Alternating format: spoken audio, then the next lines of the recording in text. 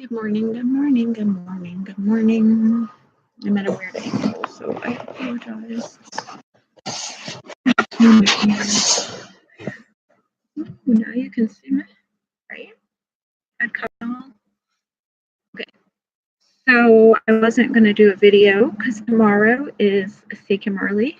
Mondays, I normally don't do videos, but I felt it on my heart from the Lord to pop in and just ask you guys to join with me this week to set out on an intentional goal that we could all do in our own homes together, this week. So to be intentional, like an intentional assignment for each of us. Thank you. So I just wanted to share really quick. Jennifer LeClaires had posted a prophecy this morning about what happened this past weekend with the church shooting in Pennsylvania. And she said she heard about it while she was teaching because she happened to have a moment where students were working and she just happened to see like across a notification on her computer screen or whatever that notified her of what had happened. So she was just like, whoa. And then she just invited her, who she was teaching, they just began to pray. Well, as she was in prayer, the Lord released to her a prophecy about what he was going to be doing going forward concerning his beloved chosen people, the Jews. So I read the whole prophecy, and I'll probably put a link below on the video where you can go to her site and read it all. She also has a video about it that she just put up this morning as well. But I just wanted to pop on and say this week, set your intention to be in deep intercession for the Jewish people, for God's beloved chosen people. And really set some time aside to press in and intercede on their behalf. Because the prophecy that was given to her was that the Lord said, these things will increase on my people, on my chosen ones. And it's going to increase so that they, in a sense, feel unwelcome here and they will want to go home to Israel. And that's his plan.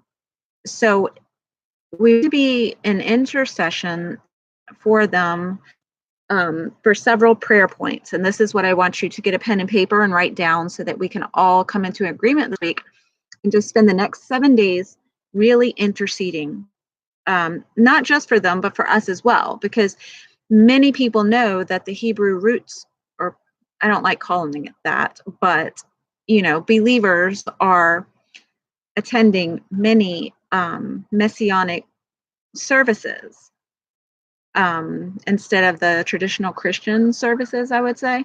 So it's not just the Jewish people that are going to be targeted. It's like everybody during these events. So let me go over prayer points and you can write these down. We want to, of course, always be in prayer for the salvation of the Jews. Right? And the Lord also told her that he would be waking his chosen up, lifting that veil that they've been under for so long, that veil that has blinded them to see that Jesus was their Messiah. And so now that the Gentiles have heard and have known and who Jesus is, it is time for their veil to be lifted off of them. So we want to be in prayer for their salvation. We want to pray for the Messianic Movement, of course, that is going on all around the world. And we want to pray against anti-Semitism. Can't say that. Anyway, you know what that means. And then we also, one thing she did say, and I was kind of like, really? I'm not really too sure about that. But she said, we want to pray for the peace of Jerusalem. I'm not sure how, I mean, of course, peace is a good thing, but I'm not sure how I feel about that whole, I don't know.